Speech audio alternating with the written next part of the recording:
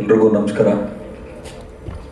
ಸುಖಿ ಭವ film trailer launch ಇವೆಂಟ್ಗೆ ಎಲ್ಲ ಬಂದಿರುವಂಥ ಫಿಲ್ಮ್ ಲವರ್ಸ್ ಇರ್ಬೋದು ಅಥವಾ ಸಿನಿಮಾ ಟೆಕ್ನಿಷಿಯನ್ಸು, ಪ್ರೊಡಕ್ಷನ್ ಟೀಮಿಂದ ಹಾಗೂ ಮಾಧ್ಯಮ ಎಲ್ರಿಗೂ ಸುಸ್ವಾಗತ. ಈಗ ಭಾಳ ಕಾನ್ಷಿಯಸ್ ಆಗಿಬಿಟ್ಟಿದ್ದೀನಿ. ಆವಾಗಲೇ ಸರ್ ಹೇಳಿದ್ರು ಬಂದಿರತಕ್ಕಂಥ ಹೋಗಿರ್ತಕ್ಕಂಥ ಅಂತ, ಸ್ವಲ್ಪ ಕಾನ್ಷಿಯಸ್ ಆಗಿಬಿಟ್ಟೆ ನಾನು. ಅದೇ ರೀತಿ ಇವತ್ತು 3ನೇ ತಾರೀಕು, ಇನ್ನು 3 ದಿವಸ ಮಾತ್ರ ಸಿನಿಮಾಗೆ ರಿಲೀಸ್ಗೆ ಟೈಮ್ ಇದೆ. ಎಷ್ಟು ಸಾಧ್ಯ ಆಗ್ತದೋ ಅಷ್ಟು ಸೋಷಿಯಲ್ ಮೀಡಿಯಾ ಪಬ್ಲಿಸಿಟಿ ಇರ್ಬೋದು ಅಥವಾ ಮೀಡಿಯಾ ಮುಖಾಂತರ ಪಬ್ಲಿಸಿಟಿ ಮಾಡುವಂಥದ್ದನ್ನು ಪ್ರೊಡಕ್ಷನ್ ಟೀಮ್ ಮಾತ್ರ ಅಲ್ಲದೆ ಟೆಕ್ನಿಷಿಯನ್ಸ್ ಇರ್ಬೋದು, ಆರ್ಟಿಸ್ಟ್ ವರ್ಗ ಪ್ರತಿಯೊಬ್ಬರು ಕೂಡ ಒಂದು ಸಿನಿಮಾನ ಗೆಲ್ಲಿಸ್ಬೇಕಾದ್ರೆ ಜವಾಬ್ದಾರಿ ಇರ್ತದೆ. ನಮಗೆ ತುಂಬ ದೊಡ್ಡ ಅನುಭವನಿಲ್ಲ, ಭಾಳ ಕಡಿಮೆ ಅನುಭವನೇ. ಆದರೆ ನಾವು ತಗೊಂಡಿದ್ದ ಜವಾಬ್ದಾರಿಗಳನ್ನ ಭಾಳ ಅಚ್ಚುಕಟ್ಟವಾಗಿ ನಿಭಾಯಿಸಿ ಜನಗಳ ಮುಂದೆ ತಂದಿಟ್ಟು ಜನ ನಮ್ಮನ್ನು ಯಾವತ್ತೂ ಕೈ ಬಿಟ್ಟಿಲ್ಲ. ನಾನು ಜನರಲಾಗಿ ಹೇಳ್ತಾ ಇರ್ತೀನಿ, ನನ್ನ ಲೈಫಲ್ಲಿ ಎಲ್ಲಾದ್ರಲ್ಲೂ ಗೆದ್ದಿದ್ದೀನಿ. ಕೋರ್ಟ್ ಕೇಸ್ ಅಂತ ಬಂದರೂ ಅಷ್ಟೇ, ನನ್ನ ಮುಂದೆ ಯಾರು ನಿಂತಿರ್ತಾರೋ ನಾನು ಭಗವಂತನ ಹತ್ರ ಬರ್ಸ್ಕೊಂಬಂದ್ಬಿಟ್ಟಿದ್ದೀನಿ. ನನ್ನ ಜೀವನದಲ್ಲಿ ಸೋತಿರೋದು ಅಂದರೆ ರಾಜಕೀಯ. ಸಿನಿಮಾ ಎಂತೆಂಥ ಟೈಮಲ್ಲಿ ಗೆದ್ದಿದ್ದೀನಿ ಅಂದರೆ, ಮನೆಯಲ್ಲಿ ನಾವು ಎಲ್ಲಿ ದುಡ್ಡು ಇಡಬೇಕು ಅನ್ನೋ ಯೋಚನೆ ಬಂದಿತ್ತು, ಆ ಮಟ್ಟಕ್ಕೂ ದುಡ್ಡು ಮಾಡಿದ್ದೀನಿ ನಾನು ಸಿನಿಮಾದಲ್ಲಿ. ಖುಷಿಯಾಗಿ ನಾನು ಹೇಳ್ಕೊಳ್ತೀನಿ. ಯಾಕಂದರೆ ಎಲ್ಲರೂ ಸಿನಿಮಾ ಇಂಡಸ್ಟ್ರಿ ಹಂಗೆ ಹಿಂಗೆ ಇಂಟೆನ್ಷನ್ಸ್ ಕರೆಕ್ಟಾಗಿದ್ದರೆ ಖಂಡಿತವಾಗ್ಲೂ ನಾವು ದಡ ಸೇರೋದ್ರಲ್ಲಿ ಡೌಟೇ ಇಲ್ಲ. ಸಿನಿಮಾ ಗೆಲ್ಲಬೇಕಾದ್ರೆ ಬರೀ ಆಡಿಯನ್ಸ್ದು ಮಾತ್ರ ಜವಾಬ್ದಾರಿ ಇರಲ್ಲ, ಸಿನಿಮಾ ಕ್ರಿಯೋದು ಜವಾಬ್ದಾರಿ ಇರ್ತದೆ. ಸುಖಿ ಭವ ಸಿನಿಮಾ ನನ್ನ ಫ್ರೆಂಡ್ ಸಂತೋಷ್ ಅವರು ಇಲ್ಲಿವರೆಗೂ ರಿಲೀಸ್ಗೆ ತೊಗೊಂಡು ಬಂದಿದ್ದಾರೆ ಅಂದರೆ ಭಾಳ ದೊಡ್ಡ ಜವಾಬ್ದಾರಿ ಅದು. ಅದೇ ರೀತಿ ರವಿಶಂಕರ್ ಸರ್ ಇರ್ಬೋದು, ಶಿವಕುಮಾರ್ ಸರ್ ಇರ್ಬೋದು, ಇನ್ನು ಡೈರೆಕ್ಟ್ರು ಮತ್ತು ಆರ್ಟಿಸ್ಟ್ಗಳಿದ್ದಾರೆ, ಹೀರೋ ಇದ್ದಾರೆ, ಅವರೆಲ್ಲರಿಗೂ ಆಲ್ ದಿ ಬೆಸ್ಟ್ ಹೇಳ್ತಾ, 6ನೇ ತಾರೀಕು ಸಿನಿಮಾ ರಿಲೀಸ್ ಇದೆ ಅಂತ ಆರಾಮಾಗಿ ಇದ್ರೆ ಆಗಲ್ಲ. ಜನಗಳಿಗೆ ಮುಟ್ಸುವಂಥ ಪ್ರಯತ್ನ ಆಗಬೇಕು. ಜನಗಳಿಗೆ ಈಗ ಯಾಕೆ ಸಿನಿಮಾ ನೋಡಲ್ಲ ಅಂದರೆ, ವೆಬ್ ಸೀರೀಸ್ ನೋಡಿ ತುಂಬ ರಾ ಕಂಟೆಂಟ್ ನೋಡ್ಬಿಟ್ಟು ಸಿನಿಮಾ ತುಂಬ ಪಾಲಿಶ್ಡ್ ಅನಿಸುತ್ತೆ. ಅದೇ ರೀತಿ ದಮ್ ಬಿರಿಯಾನಿ ತಿಂದುಬಿಟ್ಟು ನಿಮಗೆ ಖುಷ್ಕ ಕೊಟ್ರೆ ಹೆಂಗಿರ್ತದೆ ಹಂಗೆ ಆಗ್ತದೆ. ಯಾಕೆ ಈ ಮಾತು ಹೇಳ್ತೀನಿ ಅಂದರೆ, ಜನಕ್ಕೆ ಎಂಟರ್ಟೈನ್ಮೆಂಟ್ ಜಾಸ್ತಿ ಇದೆ. ಪ್ರತಿಯೊಬ್ಬರು ಫೋನ್ ಇದೆ, ಸ್ಮಾರ್ಟ್ ಫೋನ್ ಇದೆ, ಇಂಟರ್ನೆಟ್ ಒಂದು ಪ್ಯಾಕೇಜ್ ಅಂದರೆ 2 GB 3 GB ಒಂದು ದಿವಸಕ್ಕೆ ಕೊಡ್ತಾರೆ, ರೀಲ್ಸ್ಗಳು ನೋಡ್ತಾ ಇರ್ತಾರೆ. ಸೊ ಹಂಗಾಗಿ ಜನಕ್ಕೆ ಎಂಟರ್ಟೈನ್ಮೆಂಟ್ ಜಾಸ್ತಿ ಇದೆ. ಬೇರೆ ಲ್ಯಾಂಗ್ವೇಜ್ ಸಿನಿಮಾಗಳು ನಮ್ಮಲ್ಲಿ ಬಂದು ₹1,00,00,000 ಬಿಸ್ನೆಸ್ ಮಾಡುವಂಥ ಆಪರ್ಚುನಿಟಿಗಳು ಸಿಕ್ಕಿದ್ದಾವೆ. ಡಬ್ಬಿಂಗ್ ಸಿನಿಮಾಗಳು ಬಂದಿದೆ. ಯಾಕೆ ಡಬ್ಬಿಂಗ್ ಸಿನಿಮಾ ಬರಬಾರ್ದು ಅಂತ ಹೇಳ್ತಾ ಇದ್ದಿದ್ದು ಈ ಕಾರಣಕ್ಕೇನೆ. ಡಬ್ಬಿಂಗ್ ಸಿನಿಮಾ ನಮ್ಮ ಕನ್ನಡ ಸಿನಿಮಾಕ್ಕಿಂತ ಜಾಸ್ತಿ ವ್ಯಾಪಾರ ಆಗ್ತದೆ.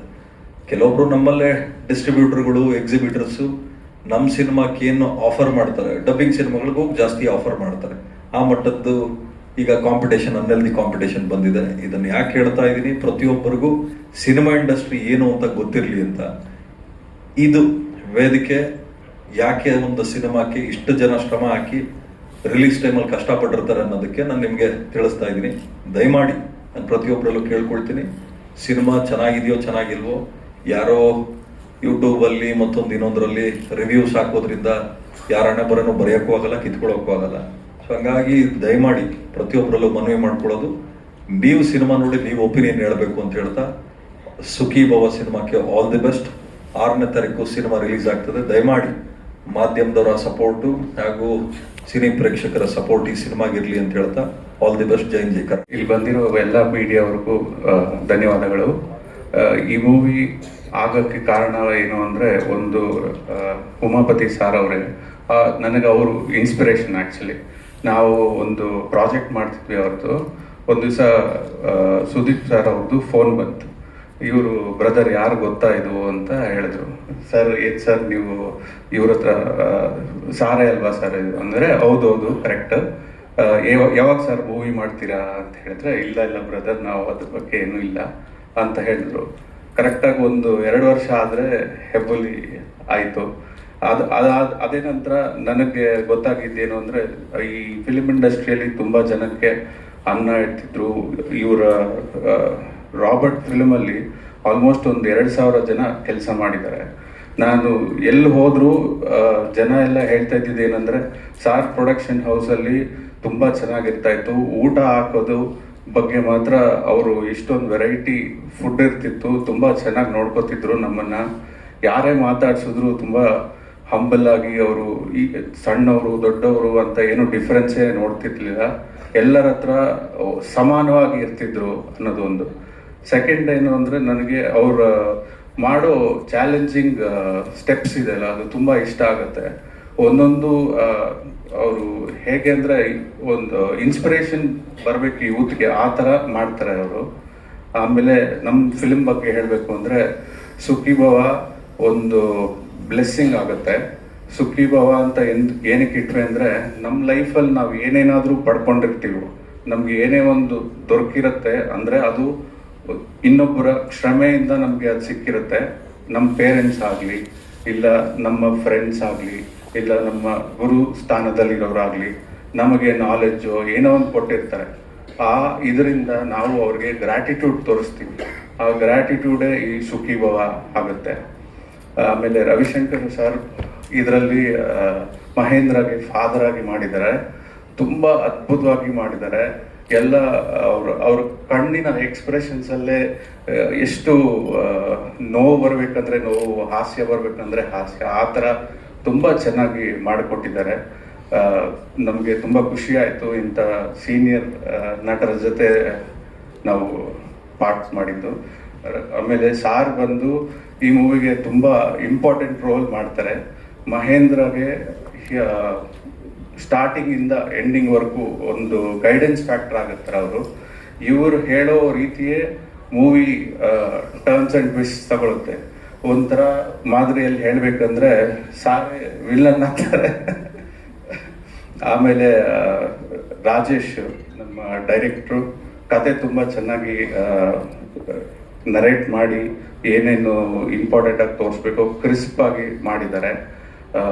ಸೆಕೆಂಡ್ ಹಾಫ್ ತುಂಬ ಚೆನ್ನಾಗಿದೆ, ಎಲ್ಲ ಎಮೋಷ್ನಲಿ ಪ್ಯಾಕ್ಡ್ ಇದೆ. ಸಾರ್ ಯಾವಾಗಲೂ ಇಂಟರ್ವ್ಯೂಲ್ಲಿ ಹೇಳ್ತಾ ಇದ್ರು, ಒಂದು ತಂದೆ ಅನ್ನೋದು ತುಂಬ ಇಂಪಾರ್ಟೆಂಟ್ ಆಗುತ್ತೆ ಒಬ್ಬ ಬಾಲಕ ಬೆಳೆದು ಮೇಲ್ ಬರಬೇಕು ಅಂತಾಗ. ಆದರೆ ಅವರು ದೂರ ಆದಾಗ ಎಂತೆಂಥ ಸಮಸ್ಯೆ ಬರ್ಬೋದು, ಅದನ್ನು ಏನೇನು ಫೇಸ್ ಮಾಡಿ ಹೇಗೆ ಮೇಲ್ ಬರುತ್ತಾರೆ ಅನ್ನೋದು ಒಂದು ಪೋರ್ಷನ್ ಇದೆ. ಅದು ತುಂಬ ಚೆನ್ನಾಗಿ ಮೂಡಿ ಬಂದಿದೆ. ಇನ್ನು ಹೀರೋಯಿನ್ಸು ತುಂಬ ಕಲೆ ತುಂಬಿ ಇದಕ್ಕೆ ತುಂಬ ಚೆನ್ನಾಗಿ ಕೊಟ್ಟಿದ್ದಾರೆ. ಶುಭಮ್ ಮ್ಯೂಸಿಕ್ ಮಾಡಿದ್ದಾರೆ, 2 ಹಾಡು ತುಂಬ ಅದ್ಭುತವಾಗಿ ಬಂದಿದೆ, ನೀವೇ ನೋಡಿದ್ರಿ. ಅವ್ರಿಗೆ ಕನ್ನಡ ತುಂಬ ಕಷ್ಟ ಆದರೂ ಅವರು ತುಂಬ ಪ್ರಾಕ್ಟೀಸ್ ಮಾಡಿ ಒಂದು ಟ್ಯೂನ್ ಕೊಟ್ಟ ಮೇಲೆ ಮತ್ತೆ ಈ ಟ್ಯೂನ್ ತಪ್ಪಾಗಿರುತ್ತೋ ಇಲ್ಲ ಚೆನ್ನಾಗಿರುತ್ತಾ, ಇನ್ನೂ ಚೆನ್ನಾಗಿ ಮಾಡಬೇಕು ಅಂತ ತುಂಬ ಉತ್ಸಾಹದಿಂದ ಮಾಡಿಕೊಟ್ರು. ಮಹೇಂದ್ರ ಬಗ್ಗೆ ಹೇಳಬೇಕು ಅಂದರೆ, is the face of the movie. ಎಲ್ಲರೂ ನೋಡಿದವರೆಲ್ಲ ತುಂಬ ಚೆನ್ನಾಗಿದೆ, ಮಹೇಂದ್ರ ತುಂಬ ಚೆನ್ನಾಗಿ ಕಾಣ್ತಿದ್ದಾನೆ.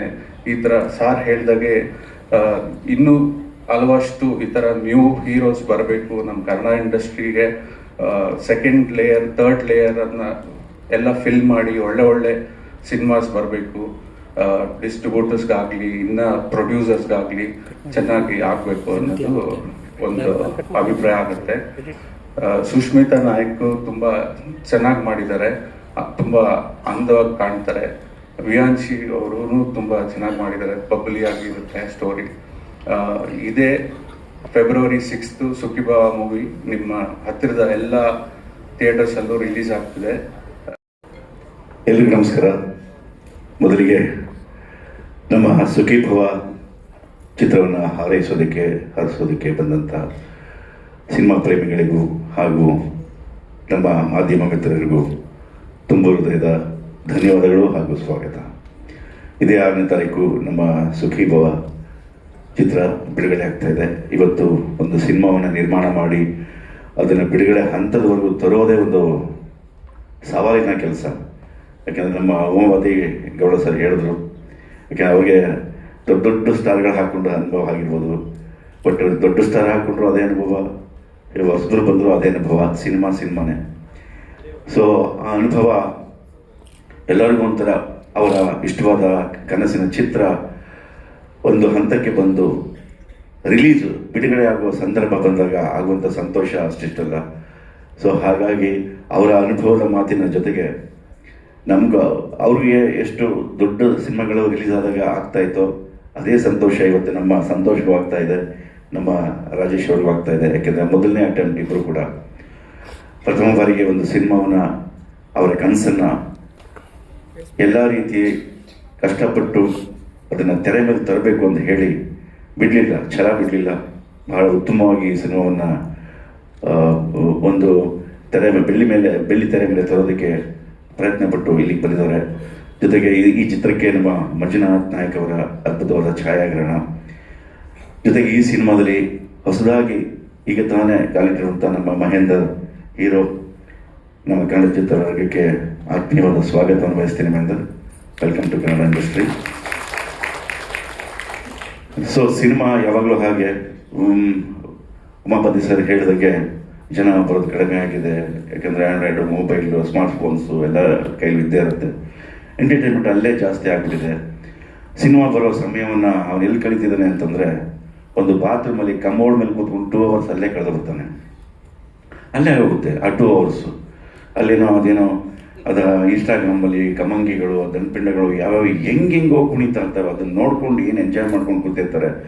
ಇಲ್ಲಿ ಒಬ್ಬ ನಿರ್ದೇಶಕ ಒಂದು ಒಳ್ಳೆ ಕಥೆಯನ್ನು ಸೃಷ್ಟಿ ಮಾಡಿ, ಅವನ ತಂದೆ ತಾಯಿಯ ಪ್ರೀತಿನೋ ಅಥವಾ ಒಂದು ಪ್ರೇಮಿಗಳ ಬಗ್ಗೆ ಇರುವಂಥದ್ದು ಅಥವಾ ಒಂದು ಕುಟುಂಬದ ಬಗ್ಗೆ ಇರುವಂಥದ್ದು ಎಂತೆಂಥದ್ದು ಕಥೆಗಳನ್ನ ಅವರು ಸೃಷ್ಟಿ ಮಾಡಿ ಅದನ್ನು ತೆರೆ ಮೇಲೆ ತರಬೇಕು, ಅದರ ಮೂಲಕ ಮೆಸೇಜ್ ಕೊಡಬೇಕು ಜನರಿಗೆ ಅಂತ ಹೇಳಿ ಅದನ್ನು ಸೆಲ್ಯುಲಾರ್ ಬೆಳ್ಳಿ ತೆರೆ ಮೇಲೆ ತೋರಿಸ್ಬೇಕು ಅಂತ ತುಂಬ ಆಸೆ ಪಟ್ಟು ಬರೆದಿರ್ತಾರೆ ಮತ್ತು ತಂದಿರ್ತಾರೆ. ಅದನ್ನು ಚಿಕ್ಕದಾದ ಒಂದು ಮೊಬೈಲಲ್ಲಿ ನೋಡ್ಕೊಂಡು ಏನು ಆನಂದ ಪಡ್ತಿದ್ವಿ. ಎಲ್ಲಿವರೆಗೆ ಇದು ಆಗಲ್ಲ, ಒಂದು ಸ್ವಲ್ಪ ದಿನ ಅದು ಕೂಡ ಬೋರ್ ಆಗುತ್ತೆ. ಬಟ್ ಬೆಳ್ಳಿತೆರೆ ಯಾವತ್ತೂ ಶಾಶ್ವತ, ಅದು ನಿಮ್ಮ ಆಶೀರ್ವಾದ ಇರೋವರೆಗೂ. ಅಣ್ಣವರೇ ಹೇಳಿದ್ದಾರೆ ಆ ಮಾತನ್ನ, ಯುದ್ಧವೇ ಬರಲಿ ಕ್ಷಾಮವೇ ಬರಲಿ ಸಿನಿಮಾ ಡ್ರಾಮಾ ನಿಲ್ಲಲ್ಲ ಅಂತ ಅವತ್ತೇ ಹೇಳಿಬಿಡ್ತಾರೆ. ಸೊ ಹಾಗಾಗಿ ನಿಮಗೆ ಅಲ್ಟಿಮೇಟ್ ಆಗಿ ಬೆಳ್ಳಿತೆರೆಯೇ ನಿಮಗೆ ಸುಖವನ್ನು ಕೊಡುವಂಥದ್ದು. ಸೊ ಹಾಗಾಗಿ ಫೋನ್ಗೆ ಮೊರೆ ಹೋಗಬೇಡಿ, ಅಲ್ಲೂ ಬರುವಂಥ ಎಂಟರ್ಟೈನ್ಮೆಂಟ್ ನೋಡಿ, ಬೇಡ ಅಂತಲ್ಲ. ಕೆಲವರು ಟ್ಯಾಲೆಂಟೆಡ್ ಇರೋರು ಇರ್ತಾರೆ, ಅದನ್ನು ಚೆನ್ನಾಗೂ ಇರುತ್ತೆ. ಕೆಲವು ಸರಿ 1-2-3 ಸೆಕೆಂಡ್ಗಳಲ್ಲಿ ಬೇಡ ಅಂತ ಹೇಳಲ್ಲ, ಬಟ್ ಅದನ್ನೇ ಅಲ್ಲೇ ಎಂಟರ್ಟೈನ್ಮೆಂಟ್ ನಾವು ಮನೋರಂಜನೆ ಅಂತ ಓದ್ತೀವಿ ಅಂತ ಹೇಳಿದ್ರೆ ಇದೊಂದು ಉದ್ಯಮ, ಚಿತ್ರರಂಗ ಒಂದು ಉದ್ಯಮ. ಈ ಉದ್ಯಮದಲ್ಲಿ ತುಂಬ ಜನ ಇದನ್ನೇ ನಂಬಿಕೊಂಡು ಸಂಸಾರ ಮಾಡ್ತಿದ್ದಾರೆ. ತಾಂತ್ರಿಕ ವರ್ಗದವರಿರ್ಬೋದು, ನಟ ನಟಿಯರಿರ್ಬೋದು, ಅಥವಾ ನಿರ್ದೇಶಕರು, ಎಷ್ಟು ಜನ ಇದ್ದಾರೆ, ಥಿಯೇಟರ್ನ ಕಾರ್ಮಿಕರಿರ್ಬೋದು, ಮಾಲೀಕರಿರ್ಬೋದು. ಇದೊಂದು ಉದ್ಯಮವಾಗಿ ದೊಡ್ಡದಾಗಿ ಬೆಳೆದಿತ್ತು. ಆ ಸುವರ್ಣ ಯುಗದಲ್ಲೇ ನಾವು ಸಿನಿಮಾರಂಗಕ್ಕೆ ಹೋಗಬೇಕು ಅಂತ ಅಂದ್ಕೊಂಡು ಬಂದಿದ್ದು.